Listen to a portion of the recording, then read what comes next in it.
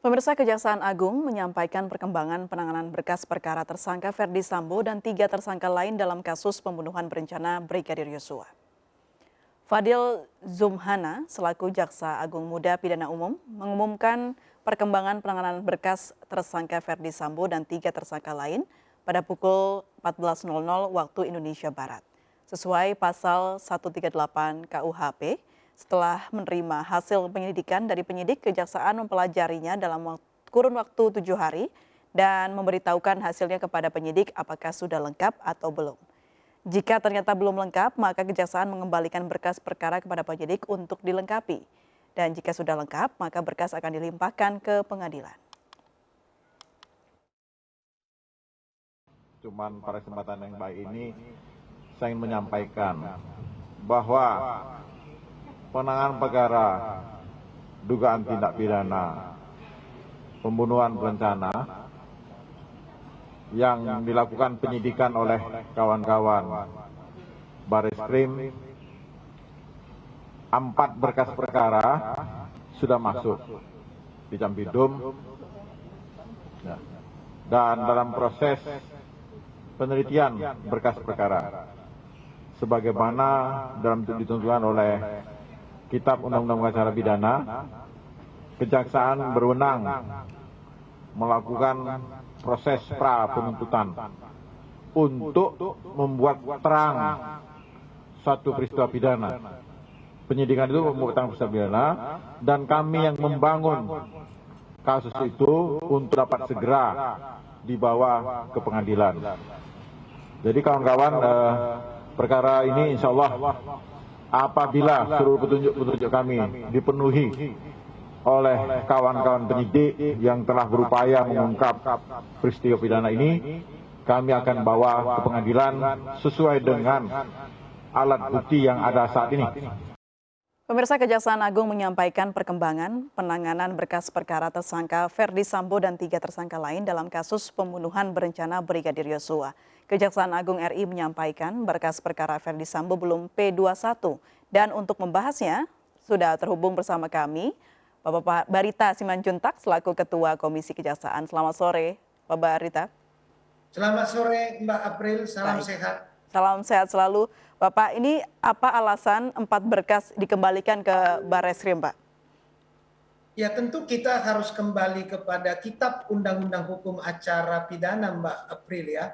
Karena dalam waktu 7 hari, jaksa harus menentukan sikap apakah berkas perkara yang telah diterima dari penyidik itu sudah lengkap atau tidak berkaitan dengan syarat formil dan material. Itu adalah bagian dari kewenangan penuntutan dalam proses pra penuntutan yang sementara berjalan.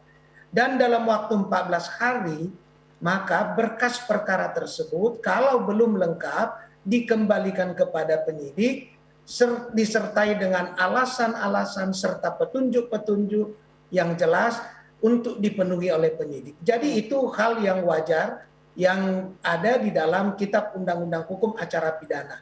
Jadi dalam hal penuntut melihat bahwa ada yang harus diperjelas di dalam berkas perkara yang diterima dari penyidik, tentu saja akan dikembalikan untuk dilengkapi. Tentu komunikasi, koordinasi, ekspos yang dilakukan akan mempermudah pemenuhan syarat formil material itu, karena jaksa yang akan membawa berkas perkara itu, mendakwanya dan menuntutnya di pengadilan.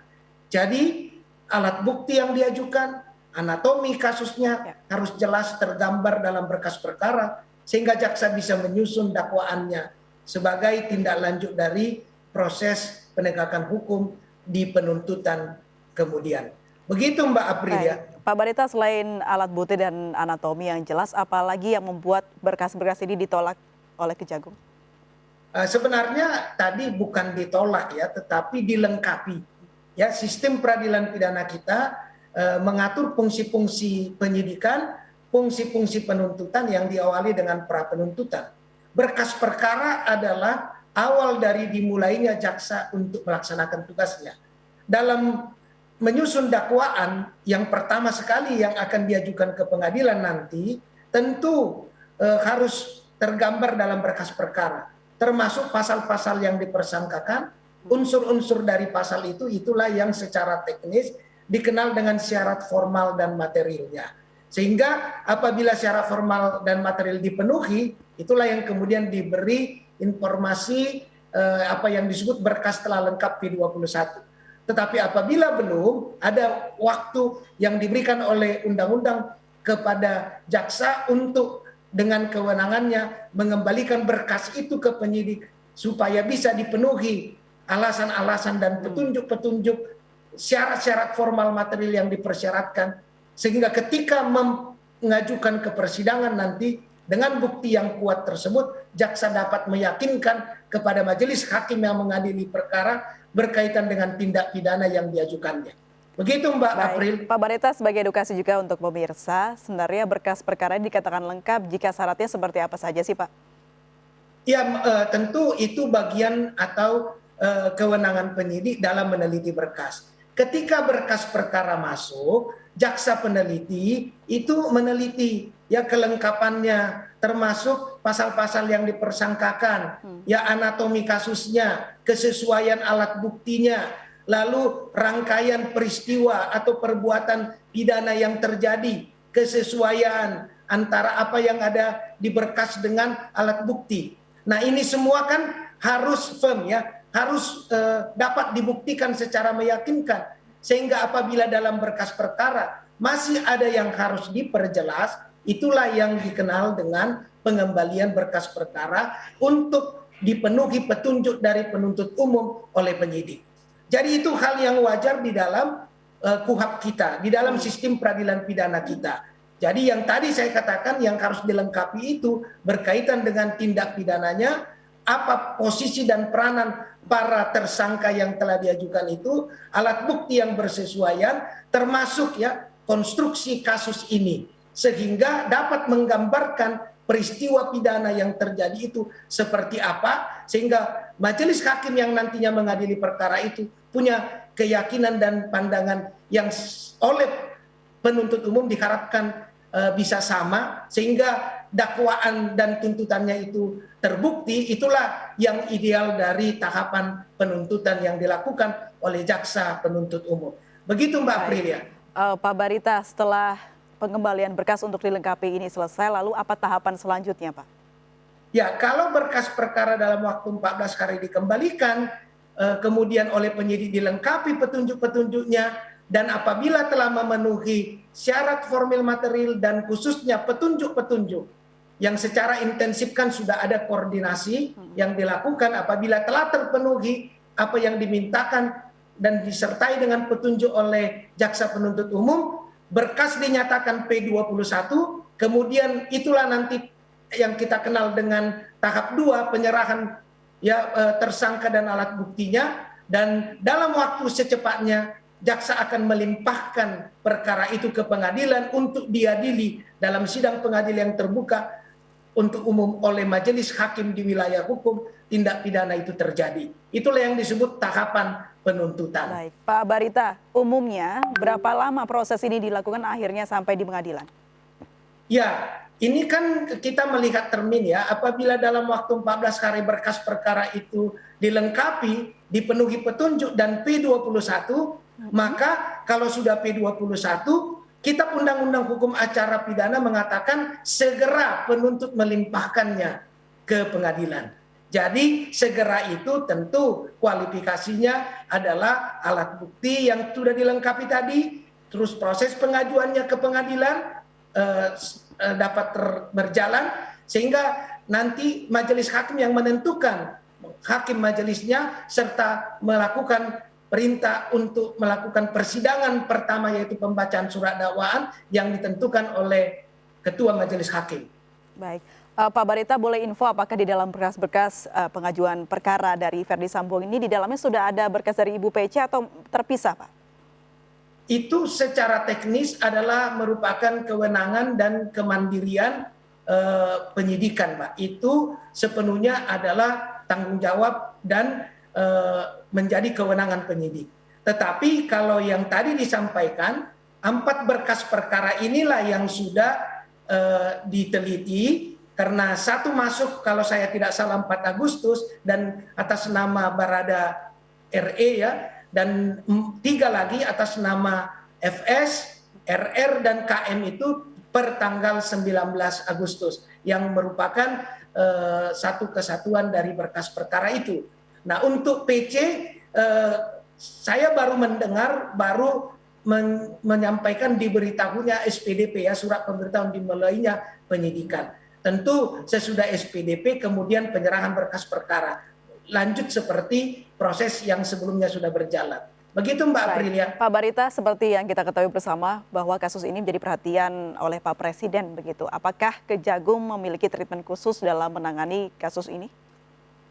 Ya tentu saja secara profesional ya adalah merupakan kewajiban dari kejaksaan untuk membawa kasus ini ke pengadilan dan meminta hakim memberikan putusan. Itu sudah merupakan bagian dari tugas dan tanggung jawab. Tentu saja ya penanganannya harus dilakukan secara profesional ya dengan memperhatikan ya apa yang kita kenal dengan prinsip-prinsip hukum ya, pasal-pasal yang dipersangkakan, alat-alat bukti yang diajukan sesuai dengan ketentuan hukum acara pidana dan pedoman dalam penanganan kasus ini.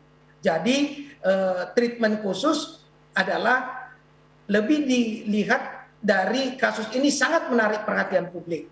Tidak saja karena ini melibatkan satu peristiwa yang high level, tetapi juga melibatkan seluruh konsentrasi dan pikiran masyarakat, perhatian masyarakat. Jadi sangat wajar kalau ada kekhususan penanganan ini dalam pengertian hati-hati, cermat, teliti, adil, dan transparan. Itu saya kira yang menjadi poin penting dari penanganan kasus ini, yang kami lihat perlu diperhatikan dalam penanganannya Mbak Aprilia. Baik, bicara soal kasus ini yang menjadi perhatian publik gitu Pak Barita, yang mana publik ini penasaran sekali apa sih motif dari kasus ini. Dari Kejagung sendiri sudah ada informasi belum sih Pak, apa motif dari kasus ini Pak? Nah inilah yang menjadi bagian yang diteliti dalam berkas perkara itu. Jadi dalam tanda petik ini kan satu yang menjadi bagian dari kewenangan penyidikan. Karena ini sudah masuk ke substansi perkara. Tetapi kalau dalam perspektif teori atau ketentuan-ketentuan yang ada, motif itu kan ada di dalam benak pikiran seseorang yang harus digali dari rangkaian peristiwa perbuatan. Dan perbuatan itu melanggar hukum. Jadi yang dihukum adalah perbuatannya. Kenapa perbuatan itu dilakukan? Tentu ada motif di dalamnya. Tetapi bagi penegak hukum, motif itu akan tergambar nanti dalam rangkaian peristiwa terjadinya tindak pidana yang mengakibatkan dengan sengaja menghilangkan nyawa orang lain 340 dengan perencanaan. Nah inilah konstruksi pasal 340, 338 yang sangkaan pasal ini kan pidananya berat ya. Jadi itulah sebabnya harus dengan penuh kehati-hatian. Mempertimbangkan dengan sengajanya, perencanaannya, rangkaian peristiwa sehingga bisa memunculkan motif yang ada di balik peristiwa itu, sehingga dengan munculnya peristiwa rangkaian perbuatan pidana itu akan tergambar secara utuh motif yang menjadi dasar dilakukannya tindak pidana yang berakibat adanya akibat hukum yang dilarang oleh undang-undang. Begitu Mbak Aprilia. Pak Barita, ini kan kasus ini menyangkut pejabat berpangkat tinggi gitu, penegak hukum berpangkat tinggi. Apakah ada kendala yang dialami oleh Kejagung dalam pemeriksaan ini? Tentu tadi ya, menurut Undang-Undang 16 2004 sebagaimana dirubah dengan Undang-Undang 11 2021 ya dengan redaksi yang kurang lebih sama, di situ ditegaskan kejaksaan adalah lembaga pemerintahan yang melaksanakan kekuasaan negara di bidang penuntutan. Jadi tidak ada intervensi di luar hukum terhadap penuntut karena dia melaksanakan kekuasaan negara. Itu yang perlu kita garis bawahi. Sehingga siapapun orangnya adalah sama di hadapan hukum. Maka kita mengenal hukum acara pidana, bagaimana menegakkan ketentuan-ketentuan 338, 340 itu secara formal peradilan ada di dalam kitab undang-undang hukum acara pidana. Secara teknis ada undang-undang kejaksaan dan pedoman-pedoman yang akan menjadi dasar SOP, pedoman standar dari jaksa untuk menanganinya sehingga penanganannya objektif, tidak lagi berdasarkan pada apa yang diinginkan, tetapi norma-norma, ketentuan-ketentuan, pedoman yang menjadi dasar, yang terukur dan teruji untuk menyidangkan dan membawa ke persidangan untuk diselesaikan kasus ini, Mbak Aprilia. Baik, Pak Barita, ini bicara soal kasus yang menerpa salah satu pejabat tinggi aparat penegak hukum dengan pangkat bintang 2 begitu, dan juga menyeret beberapa polisi di dalamnya. Apa respon dari Kejagung atau mungkin dari pribadi Pak Barita sendiri terkait hal ini? Ya, kan dari sebuah peristiwa kita sebenarnya diajari, punya pengalaman untuk belajar ya, untuk memperbaiki ya, sekecil apa atau sebesar apapun peristiwanya, selalu ada hikmah yang bisa kita petik. Antara lain memperbaiki sistem, baik sistem pertanggungjawaban hierarki struktural fungsionalnya maupun perbaikan sistem pengawasannya. Sebab sistem pengendalian, pengawasan, pelaksanaan tugas-tugas itu harus selalu dilihat untuk perspektif kebutuhan dan peristiwa. Jadi dari setiap peristiwa kita harus memastikan perkara atau kejadian itu tidak terulang lagi, serta membangun sistem bagaimana itu tidak terulang lagi. Ini saya kira pelajaran yang sangat berharga di semua institusi agar ya proses pengawasan, proses pengendalian, proses perbaikan sistem itu harus selalu terus-menerus dilakukan sebagai bentuk akuntabilitas dari pertanggungjawaban penegakan hukum. Apalagi di lembaga penegak hukum, di sana ada kekuasaan negara yang bisa merampas kemerdekaan, merampas harta benda, merampas nyawa sekalipun atas nama undang-undang. Tentu ini harus dikontrol, jangan sampai ada abuse of power atau menggunakan konflik kepentingan. Inilah yang harus dijaga melalui sistem pengendalian dan pengawasan yang setiap waktu selalu harus diperbaiki. Jadi ke depannya ini menjadi satu momentum untuk melakukan perbaikan, ya, untuk melakukan koreksi, evaluasi sehingga yang kurang tepat bisa diberikan perbaikannya.